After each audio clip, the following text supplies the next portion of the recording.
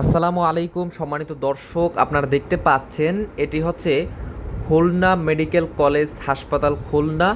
এর দ্বিতীয় তলায় মধ্যের যে ভবনটি রয়েছে তার ঠিক বাম কর্নারে আনুমানিক আজ সকাল 6টার দিকে এখানে আগুন লেগে যায়। সম্মানিত দর্শক, আপনাদেরকে দেখানোর চেষ্টা করছি। আমরা যতটুকু জেনেছি যে এটা বৈদ্যুতিক সংযোগের কারণে এই আগুনটি লেগে যায় এবং এই আগুন লাগার সাথে সাথে পুরো হসপিটালের মধ্যে আতঙ্ক ছড়িয়ে পড়ে এবং আপনারা দেখতে পাচ্ছেন হসপিটালের মধ্যে যারা রুগী রয়েছে তারা কিন্তু অনেকে বের হয়ে এসে ভবনটির সামনে দাঁড় হয়ে আছে এবং ফায়ার সার্ভিসের টিম কিন্তু অলরেডি চলে এসেছে। তারা আগুনটি নিয়ন্ত্রণে নিয়ে আসার চেষ্টা করছে, কিন্তু এখানে অনেক রোগী থাকায় তারা অনেক আতঙ্কে পড়েছেন এবং অনেক রোগী রয়েছেন যারা মোটামুটি যারা সুস্থ রয়েছেন তারা কিন্তু এই হসপিটাল থেকে বের হয়ে গিয়েছেন এবং অসুস্থ যারা রয়েছে